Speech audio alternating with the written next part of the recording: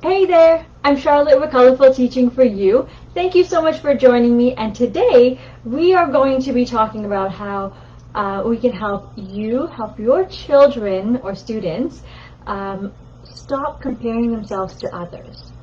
Now, before we continue, I just want to let you know that I've created a free planner for you. It's part of the paid resources in my store, but it's free for you to use in your class right away, and it's in my free resource library that the link will be associated with this video. Now, you're going to need that for step one of today's actionable steps section, okay? Now, I don't know about you, but do you have kids who are struggling with comparing themselves to others? Because I know that I do, and I myself do the same thing. So if they are doing that, let them know that it's okay. It's normal. We all do it. Now, there are times when it is okay to do that, but there's also times when it can be a bit detrimental to our lives, right? So what we're going to do here today is we're going to help them create a solid plan and a solid foundation so that your students or your children don't have this need to compare themselves to others. Or when it does arise, that feeling of needing to compare themselves, they're going to take a step back and actually work through the steps so that they can pull away from that need. Okay? So let's get right into the actionable steps. Number one is you need to evaluate what I call the loved ones and the others.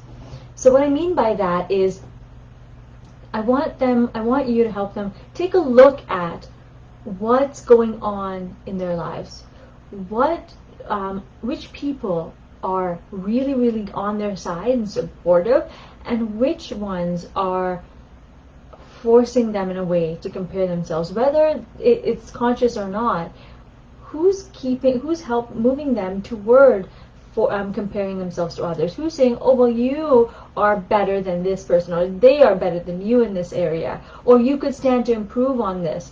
And sometimes standing to improve on something is a good thing, but it depends on who it's coming from and how it's affecting a child's behavior. And what I want them to do in this case is, if it's really hurting them, is it possible for them to either temporarily or permanently take a step back from these people? But before they even get to that stage, because that can be kind of difficult, is there a way for them to have this conversation with these people and say, hey, guess what? This is hurting me a bit. So how can we get out of this situation where I'm having to compare myself to somebody all the time to meet your needs or to get your approval? Okay? So that would be part of step one. The second part is for social media. That's where a lot of the comparison happens, and we forget on social media that people are portraying what they feel is the best part of their lives. We don't always see the negative aspects, right? And so children tend to forget that, and they put so much of weight on what somebody else is doing and saying. So what I want you to do, an exercise I'd like you to do, is to take that planner that I talked about earlier and have them download that, or you download it and print it for them. Look at the family. Look at the media that's affecting them.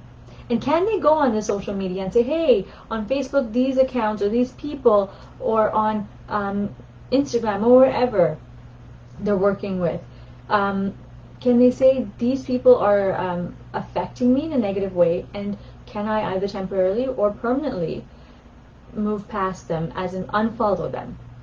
Now, really remember to remind them that they should not be relying on willpower. And if this is happening in your life, don't rely on willpower either. Take action right away. Now, the second step, is to be thankful. Be thankful for the gifts in your life. Be thankful for all the good things that's in your life.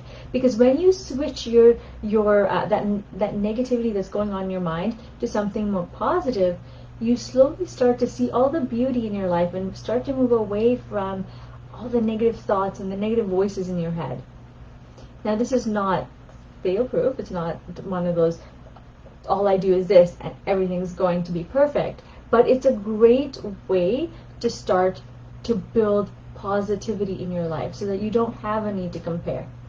And with this, as soon as you get through this, we're going to move on to step 3, which is love it and plan it. So in this part, you're going to take a moment with your kids and look at what they are passionate about.